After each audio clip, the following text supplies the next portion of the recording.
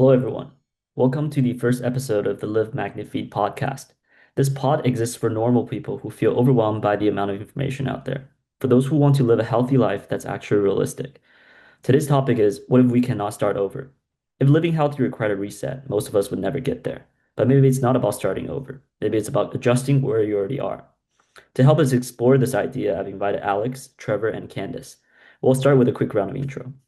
My name is Alex Bolivar. I am a holistic health creator, doing all things from non-toxic swaps to cooking. Really, just all things health is my passion, and yeah, hoping to inspire other people to take on healthy practices, and that's what I'm all about. I'm Trevor. Also, my tag is Trevor Gets Holistic. Similar to Alex, I cover a lot of stuff about health. I really dive into the habit side of things. So I really obsess over like maximizing the habits you do on a daily basis because I think that's what actually creates the person you are. And so I love diving into food, exercise things, but also mental health, spiritual health, etc. And so I think I take like a very holistic approach to well-being because I think you need all aspects of it, the emotional, the mental, the physical, and you can't just have one.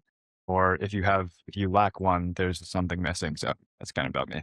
Okay, nice. And I'm Candice. My handle is at Thrive with Candice. And same thing, I talk a lot about holistic health, non-toxic living, hormone health, and how we can simplify health through like simple habits and trying to make people understand that you don't have to spend $1,000 to be healthy and to make all the holistic and non-toxic swaps. Great. Welcome, everyone. That's great. We got a very knowledgeable guest list here today. And so the first question is, what's the single habit or thing you quit / added to your life and felt better?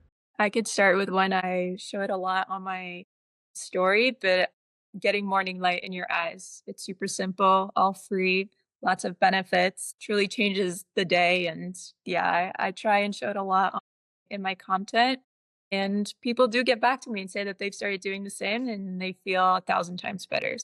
When you say morning light, you mean like natural sunlight? Yeah, just getting outside regardless of the weather and just getting that morning light into your eyes to regulate your circadian rhythm so it sets you for the day, and then that same night it really improves your sleep. I think we live indoors a lot these days, so we're not getting all that natural light. We're getting a lot of blue light, overhead lights, and so yeah, there's lots of benefits to getting natural light in our eyes. Yeah, I can kind of, one that is very similar for me that kind of piggybacks off Candace's is I swear by turning off overheads like after sunset. And like, especially if you're working, I just go pure ambient lighting, no overheads. And like that, I've noticed such a difference in my sleep quality and like just my ability to like just go to sleep as soon as I hit the pillow. And then cutting added sugars, like just all added sugars is like one of my like non-negotiable rules because I just think it has very little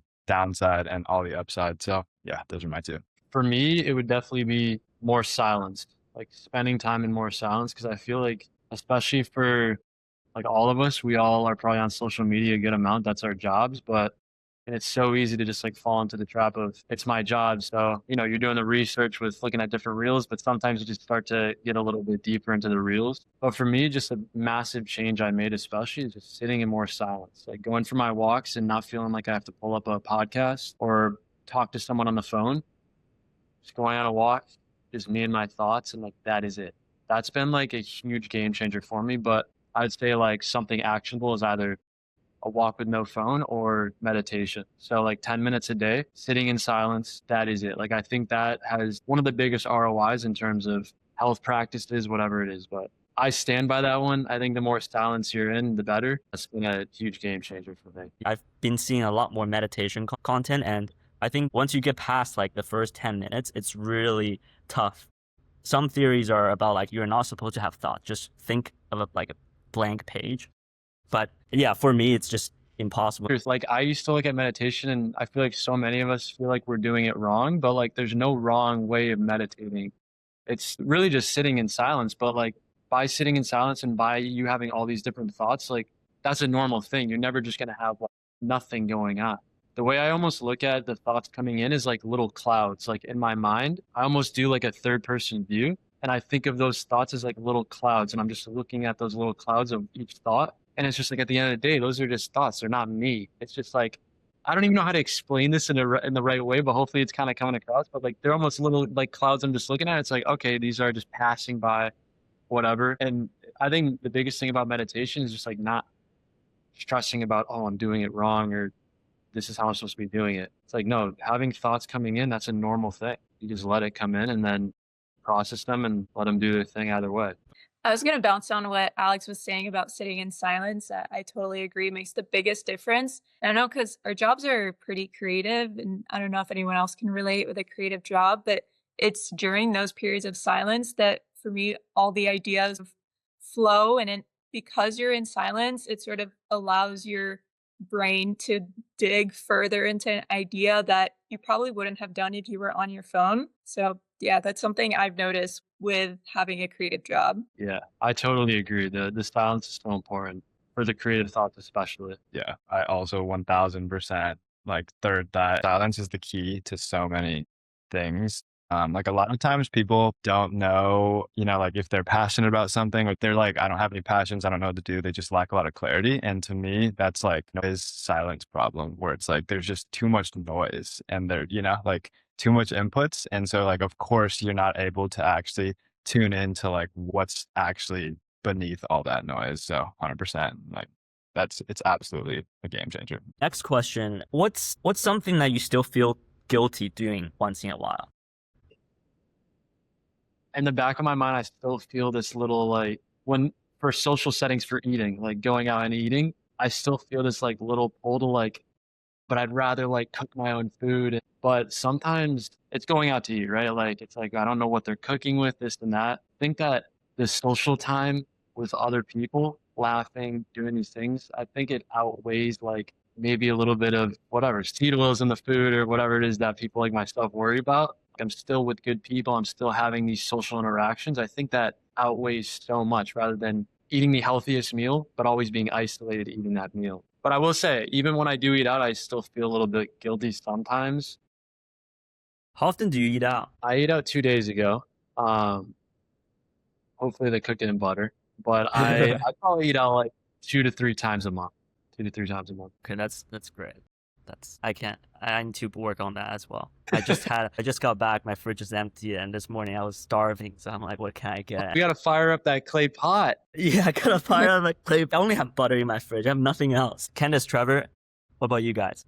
For me, the biggest thing is I recently, maybe like couple months ago, I got more like educated on non-toxic living and like all the toxic products. And so I'm still like making those switches, but I still have plastic Tupperwares and stuff like that. And every piece of clothing I check, it's like polyester. And I'm just like, oh my goodness. The hardest is for workout clothes. I don't know what you guys think, but the reason polyester workout clothes aren't really good is because most of the time they don't wrinkle and they're also not waterproof, but when you sweat, it doesn't show. So they just add a whole bunch of chemicals to the polyester so that your shirt stays that way. When you think about it, it's on your skin, usually pretty close to your body.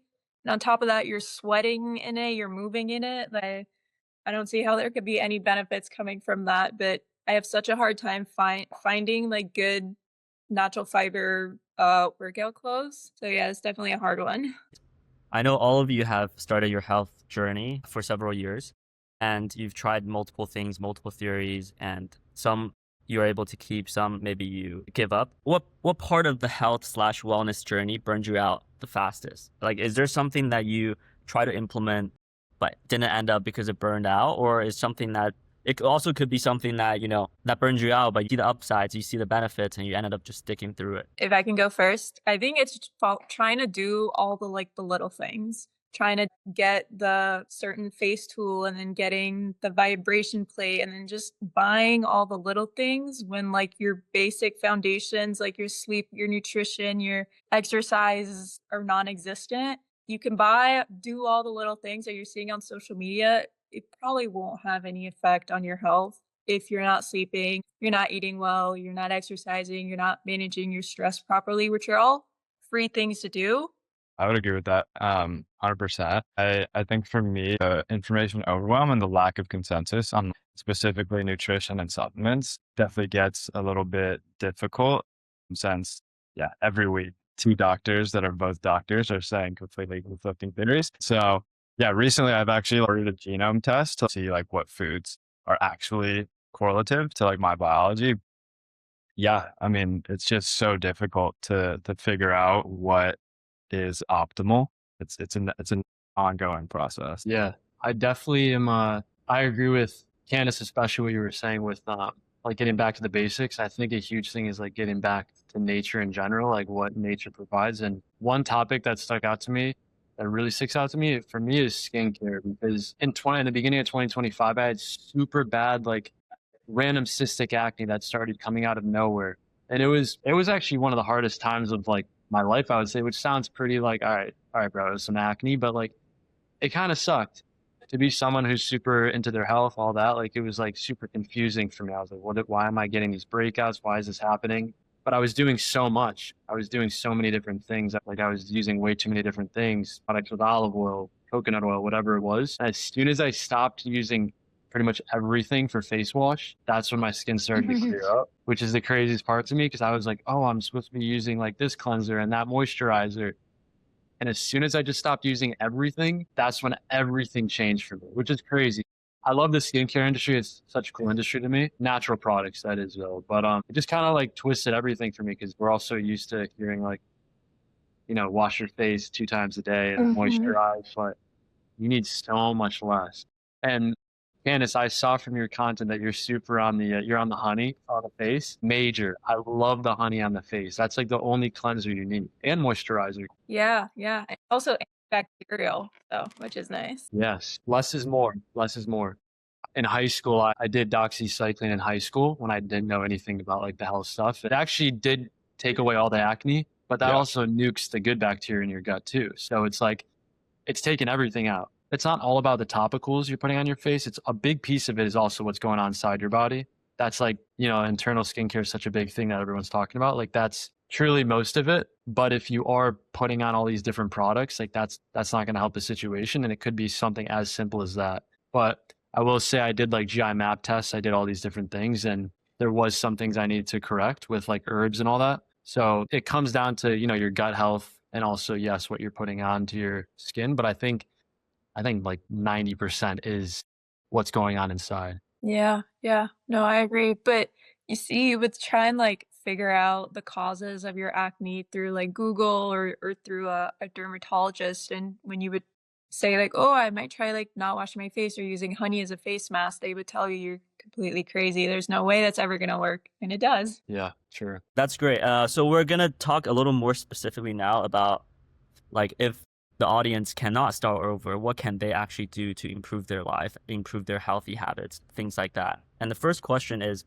what's the lowest effort habit you still swear by? I would say when you wake up, go on a walk and like before you touch your phone. So just like no waking up and getting on your phone is like absolute game changer and something that takes literally 5 minutes. Just like walk around the block and then you can resume. I'm gonna second off of Trevor, and I'm gonna just add the call piece to it. I think walking and taking calls is such a cheat code. Like, because whenever you have a call, like scheduled, whatever it is, you can just take it outside most of the time. That's what I like to do most of the time. And that way you're getting sunlight, you're getting steps in, because steps are the cure. Like steps are it. The more steps you can get, the better you're gonna feel, the more clear you're gonna be, the more creative you're gonna be.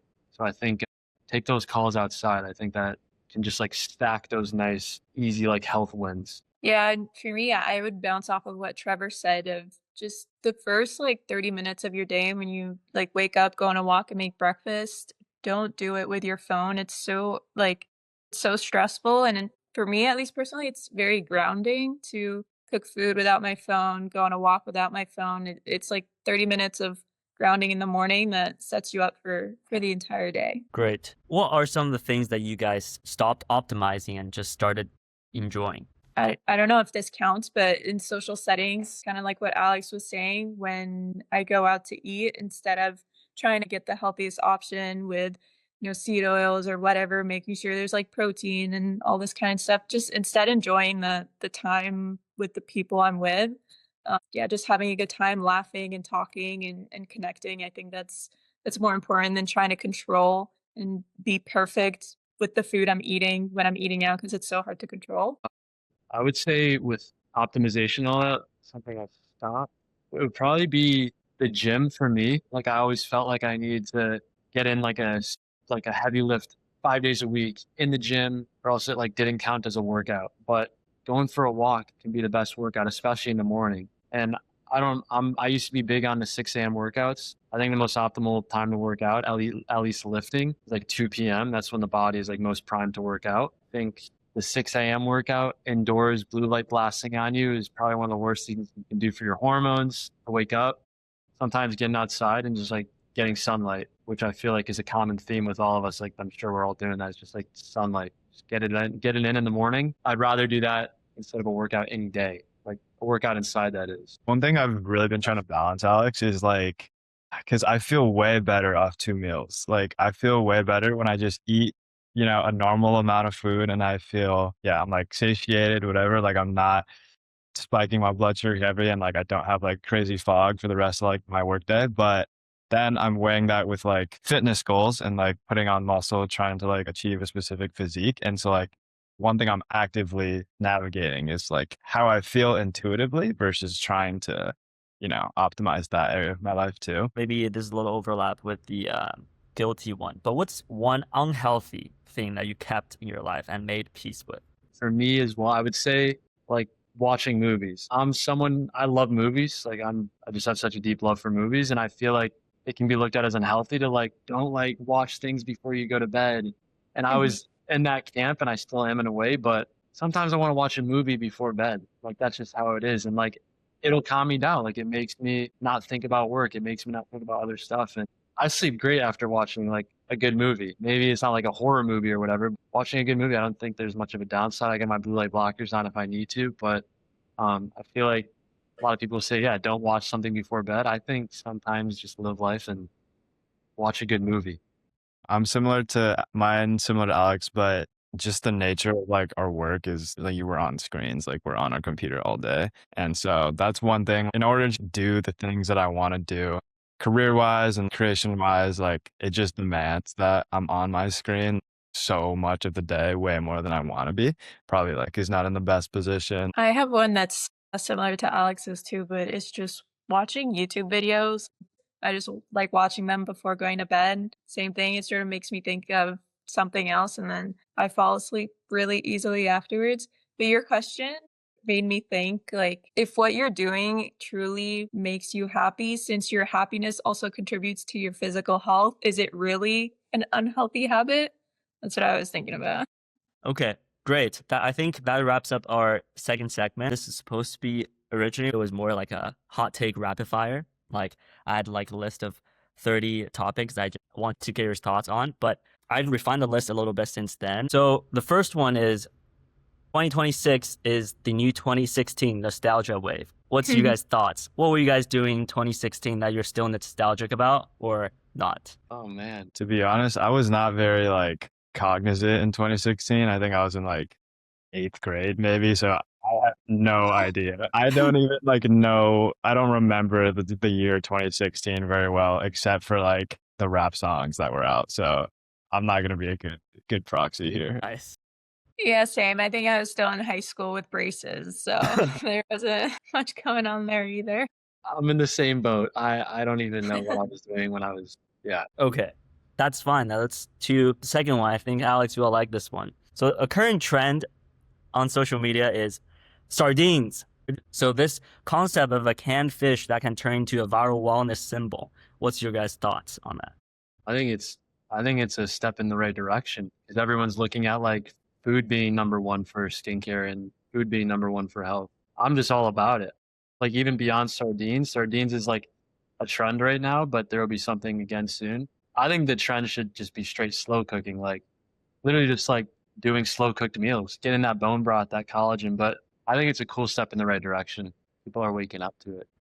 I think it's an amazing trend because when you think about it, there's not many other foods at that such low price with as many like nutrients and protein, etc. in it. So I think it's great because it's accessible to everyone and it's truly packed in nutrients. That's great. I honestly, like, I've been seeing it, but I haven't really like dove into it, but I'm gonna now. You guys have convinced me. So for now, go. we can eat some sardines. Nice. Next question. This is for you, Trevor. I think you can say a lot about it. The 75-day challenge. The viral 75 hardcore challenge finally softened into something more gentle, like 75 grow. And does that even count as a wellness challenge anymore? Yeah, I think there's a ton of value in a 75-day challenge, and I think it depends on your goals. 75 hard is great if you like just want to reset, but I don't think it's remotely sustainable as a lifestyle. And so on my page, I did like my own called 75 holistic, and the idea was a 75 challenge to close the gap between your current way of living and like the way your ideal lifestyle, the way that is sustainable for the rest of your life. So I think that's like the best way to go about it. And just a structured format, 75 days is super helpful for people. One, it's structured. So like you have a clear start and end date. And then two, while you're doing it, it allows you to like up the new identity. For example, you're just like, for these next 75 days, I'm not drinking alcohol, or I'm not eating added sugars, or I'm doing this. And, when your friends are like, what are you doing? Then it's like, you can just say that instead of being like, oh, I just don't do this anymore. That's like a big jump for people. So I think that 75-day challenge framework is like super powerful if you use it the right way. Yeah. I think I did it, and that's actually how I got started in the health content, or one of the ways I got started with posting health content. I think the most engagement I got was maybe 70 at most likes on the post. I did it for like 75 days straight. Nothing took off there, but it did teach me to stick to something for 75 days. So I think there's just so much power in just proving to yourself you can do something for like 75 days straight. So I think it's a great trend, no matter like what you do, which kind you do. Yeah. Great. Okay, next, topic number 3, swapping out toxic cookware. So you guys have heard me talk about it. I think algorithm-wise, I've been seeing all about it. Toxic cookware debates are blowing up, and is swapping out your pans and pots actually healthier, or are we just turning cookware choices into another wellness guilt trip? I think it's worth it. I think anyone can see it if they take their pots and pans with like a Teflon coating. If you've used them for quite a while, you can see them like chipping off. I think that just speaks for itself. You can see how, first of all, it would be affecting your health because there's got to be something ending up in your food that you're eating. And second, it's not very durable if it's like falling apart after just like 1 to 2 years. I think it's totally worth it. Like 100%. Second, what Candice said, been like researched that the PFAs or PFAS are just not good for the human bodies. Things you use on a daily basis are absolutely worth investing in like the best quality. All right. See you guys. All right. Thanks, Trevor. Bye. Hey. But I'm big on aesthetics. I just like good looking cookware as well. Like Yeah. non-stick cookware looks terrible. Like I'd rather have like a nice stainless steel or a cast iron to cook with. So I think that's powerful, just having nice looking stuff in the kitchen. Stainless steel requires a little bit more maintenance. Mhm. You have to like oil it and make sure you clean it well. But like a ceramic coating, I think Candice, Alex have both told you guys about this. The biggest appeal is the look. The way they go through the soul gel process makes the pot more available in brighter colors. So it appeals to the Gen Z millennials. And I was telling you, one of like the number one things that stood out to me and the reason I wanted to use the clay pot was the look of it. Like the other ones I saw they just weren't like aesthetically nice. Yeah. I saw the clay pot, I was like, that's the one. There's a lot of power in that. That's great to hear. Yeah, because clay, the all-natural kaolin clay that we use are also like the color is achieved not through chemical coloring or chemical coating. It's through the mineral concentration inside the clay. Cool. That's cool. Yeah. What are your thoughts on cold plunge as a routine? I love it.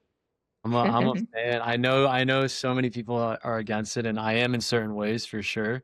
But once in a while, I spend a lot of time on Cape Cod, and we go into the ocean during the winter time, and it's like the best. It's super fun to like get a bunch of people together if you can, and just like do a nice cold plunge in the ocean. I am against going into like a cold plunge like inside a gym or whatever it is, because I don't think there's like an experience there. I think it's just like you're kind of just like suffering through something. I think that if it's used as like a fun thing and you're doing it in nature, it can be amazing. I love it. For so long, I heard that Cold plunging for women was really not recommended because of the stress response. And so for a little bit, I sort of stayed with that. But then I started realizing, especially when I was hearing other creators that I follow, female creators, cold plunging and them really liking it, I was like, I think in the end, all that matters is if it's making you feel better, if you're feeling like some sort of benefit afterwards, then all for it. But otherwise, if you're feeling it's not doing anything right for your body, then maybe it's not right for you. But yeah, I'm kind of like you, Kevin, on that. Since I'm in Canada